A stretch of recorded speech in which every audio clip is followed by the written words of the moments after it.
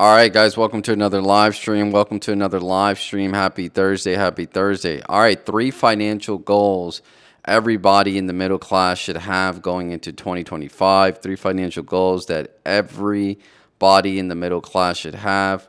Um, I see this is probably some of the three biggest hurdles that most people in the middle class have. So I think it was appropriate to bring these things up, especially going into the new year where people want to start over, where people want to get a fresh start. And they want to know when it comes to their finances, what should be my goals going forward? What should I be focusing on? And I condensed it down to three. Now, obviously, there's probably a lot more, but I think these three are very common. And if you could get these three things down, I think 2025 will be a good year for you. All right, number one. Number one is clearing out all your consumer debt. Now, a lot of us, I know before I had a lot of credit card debt. And I still have balances on my card today, but I typically pay them off, or I have a plan to pay them off in the near future. But some of you don't have any plan to pay those credit card debts off anytime soon, and they have a big they have a big balance, and then two, the credit card companies charge a ridiculous interest rate. Most of you are getting charged 18 to 24%. So that comes with huge interest payments at the end of the month. So you need to make sure that you're first getting out of this consumer debt. Now, I did make a video before, or I think it was a short, saying you could still invest if you have consumer debt, but it's a lot easier to do so when you don't have consumer debt. And what is consumer debt? It's just basically personal loans, credit cards, and things like that just you use to, and maybe you just used it to buy food or just to get through a difficult time. But I think if you have that consumer debt going into 2025, you need to focus on clearing that out. I think that needs to be your first focus, right? Because if you're getting hit with if you're getting hit with all this interest, it's going to be hard to catch up savings wise, investing wise, because again, whatever you're saving is just going to be canceled out by what you're paying for that consumer debt. Again, and also what that's going to do, it's going to, clear up your credit score as well. It's going to clear that up. You probably, if you have a lot of consumer debt, you probably don't have the best credit score. Now, if you're making the monthly payment and things like that, you're keeping above water, then maybe your credit score didn't take too much of a hit. But once you alleviate all that consumer debt, you'll probably see a big jump in your credit score. And then two, you're going to be freed up to do the next two things that I'm going to discuss, right? But yeah, the number one thing is clearing out that consumer debt. A lot of you could do that with your end of the year bonus, or some of you get a decent amount for taxes. So definitely utilize those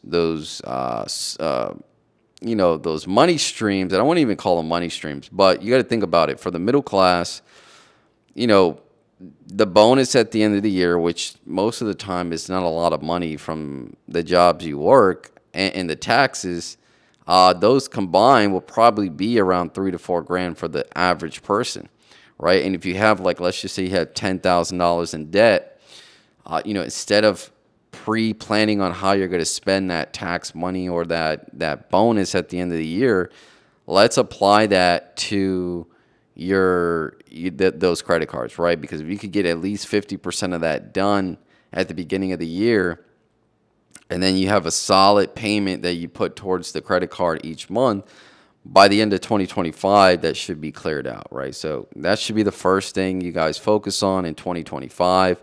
You should be worrying about clearing out that consumer debt, specifically credit cards, but I know a lot of you have personal loans. If you do have student loan debt, I would probably leave that for last, since those have the low interest. And sometimes you get a lot more flexibility with those. So I wouldn't really worry about the student loans, but the consumer debt, credit cards, and things like that, make sure you're taking care of that first going into 2025. All right, number two. Number two is a money a money making plan, right? You need to have a money making plan. You need to be thinking about, okay, how am I going to double this money, right? So let's say you cleared out your consumer debt, and let's just say you have $10,000 saved. You need to have a plan on how you're going to double and triple that money. A lot of you have no plan on how you're going to make a double, on how you're going to make a triple.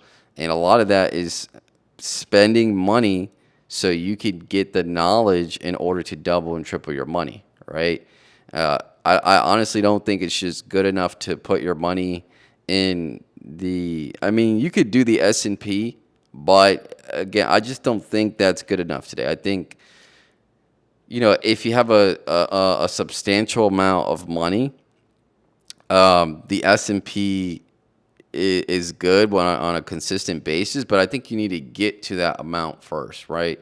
And you're probably not going to get to that amount unless you have some type of a business that cash flows a lot of money, or two, you're into investments that are high growth that are going to get you to that lump sum of money. So where if you put it in the S&P, you're getting that 6 to 12% return a year, then that makes sense right there to me. But I think starting off in that, most people will make all their money by the time they're 60, right? Nobody really wants to do that. So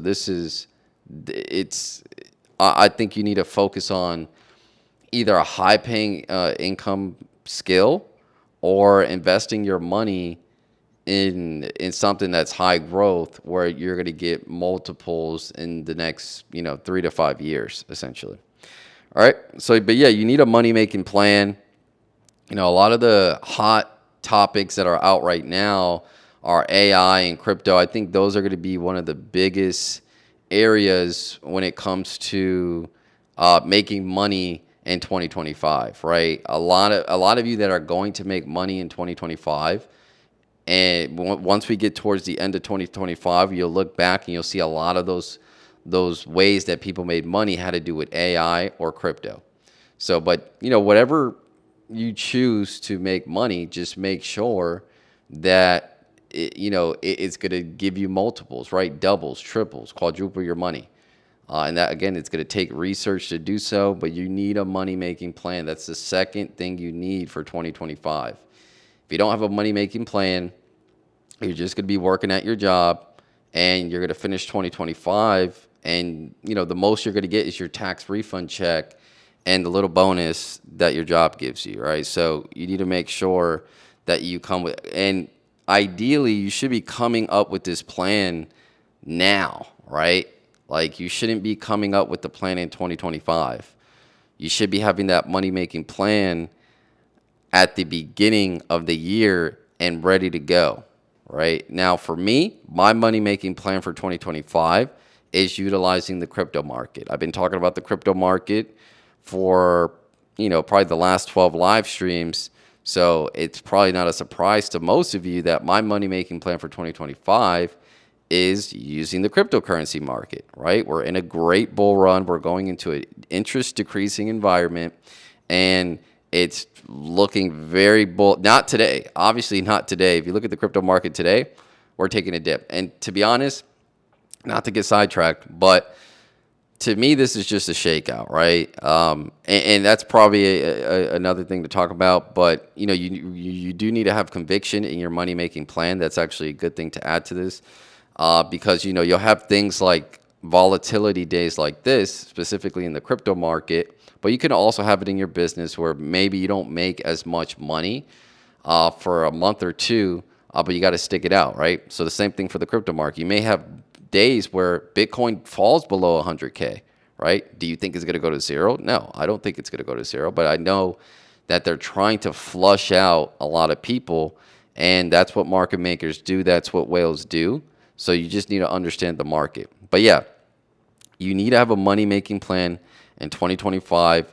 This is the second financial goal that I think everybody in the middle class should have. So number one was clear out your consumer debt.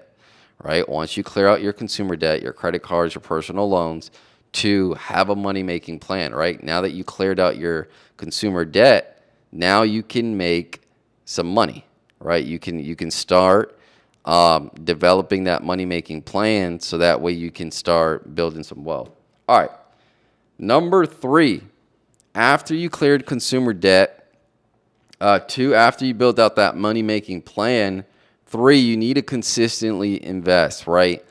Whether it's stocks, crypto, or real estate, you need to find out what works for you.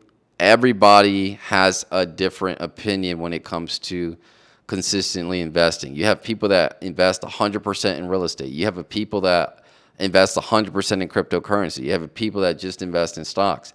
You need to find out what works for you, and it doesn't need to be, one of the 3. It could also be a combination of both. But some people just are comfortable. Like for me, I'm 100% in cryptocurrency, but I do want to expand that out into real estate, into stocks at some point. But right now, I'm just in cryptocurrency. I'm 100% in cryptocurrency. That's because I feel most comfortable in that space. So whatever space you're comfortable in, as long as there's a proven record of people making money in that space, I think it's okay to be 100% in that space. You just need to become an expert in that space if you're going to be 100% in that space, right? So you need to make sure that, you're consistently investing though, right? Because most people can't even put a few $100s away each month, let alone put, $500 to savings. Now, obviously, it's a little bit hard to consistently invest in real estate. So maybe, you have 100K. Let's just say you start off with 100K and you're like, okay, I'm going to try to buy a property each year. So maybe you have 50K in reserve and then 50K to get your first property. And by the end of the first year, you've probably saved up close to another 50K because of your income that comes in. And then you can do that, right? You just have that reserve every year and you're kind of just replenishing that money. But yeah, so consistently investing is key. Now, also what I've done too in the past is after I invested, like for instance, in the cryptocurrency space, I'll put additional money in, but I've put so much, a huge lump sum in the beginning. As long as that keeps growing and I manage that appropriately, sometimes you don't need to keep adding in, although it's ideal to keep adding in. But sometimes you could just use the initial lump sum that you did as long as you keep growing it and it doesn't decline, right? You grow it, let's say you grow your 100K to 300K, you take out, you wait for another opportunity, and then you go invest into something else, right? So, but it's the same money, it's the same source, right? You didn't put anything additional. Because I know sometimes it's hard for the middle class to continuously invest if it's not like automatically taken out.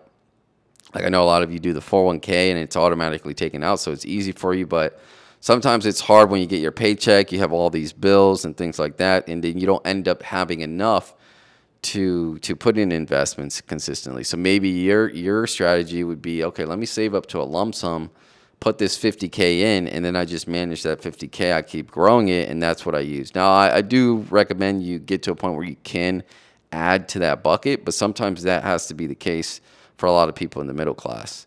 All right. So again, the 3 financial goals that I think the most of the middle class, everybody in the middle class should have, if you don't have these things already, is number 1, clear out your consumer debt.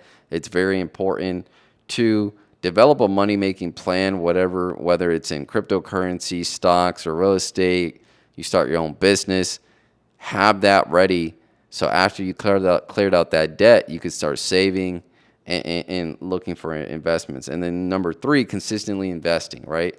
Every year you should plan to, you should say to yourself, okay, I'm going to put this amount of money away each year, and I don't want to go below this amount, right? So maybe you don't do it each month, but you say, okay, I'm going to get, $5 to $10,000 invested each year, right? So maybe one month it's hard because you have to meet some type of expense, but then you come back the second month and then you make up for that month that you didn't put in. But you should at some point be consistently investing a certain amount.